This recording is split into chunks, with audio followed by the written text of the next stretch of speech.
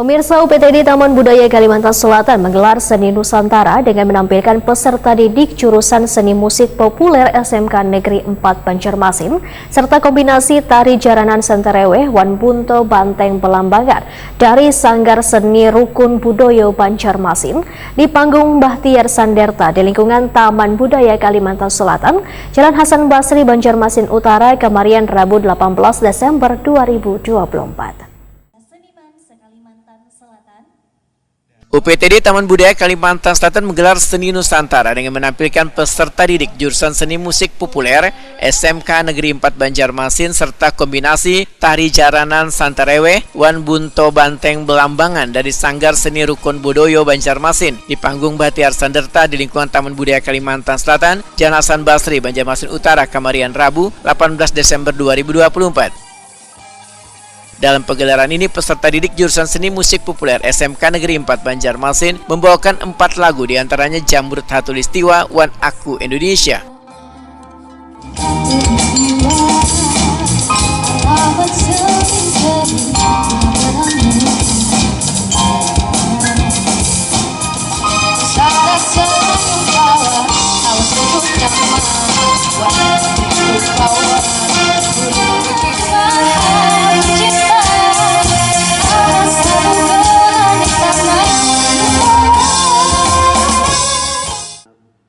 Guru Seni Musik Populer SMK Negeri 4 Banjarmasin Brian Ramadan Saputra, Wetakuni Prima TV berharap pegelaran Nangkaya ini terus digelar karena dapat memperkenalkan seni budaya tidak hanya pada peserta didik namun juga pada warga di Banua.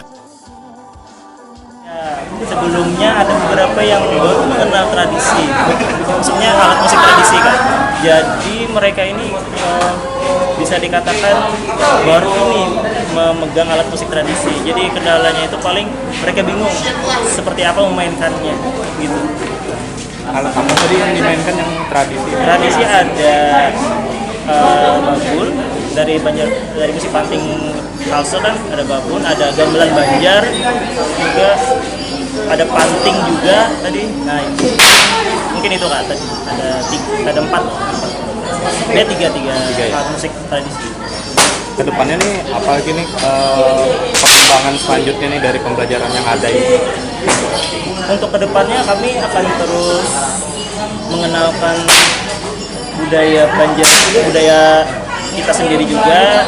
Kebetulan kami juga sangat-sangat menghargai dan mencintai budaya warisan Banua juga kan.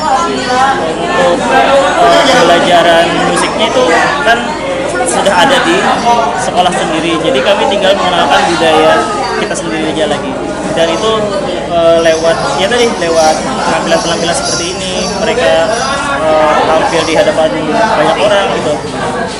Dan menurut saya ini sangat-sangat bagus acara-acara seperti ini supaya siswa itu mendapatkan pengalaman yang lebih lagi ketimbang mereka belajar di sekolah aja gitu.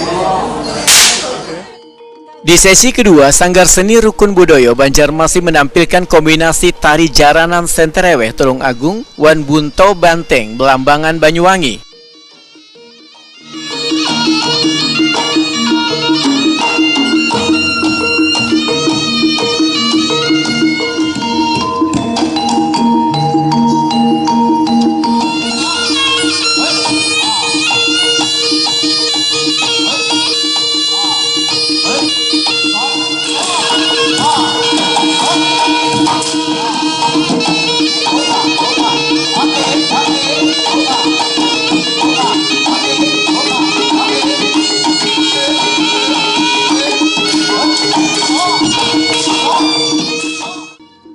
Anggota Sanggar Seni Rukun Budoyo Banjarmasin Jepri menyatakan ada 3 tari Jawa Timur yang dikolaborasikan dalam penampilan ini. Bahkan ketiga tari ini dibawakan oleh generasi muda yang sangat mencintai budaya dan nilai tradisi.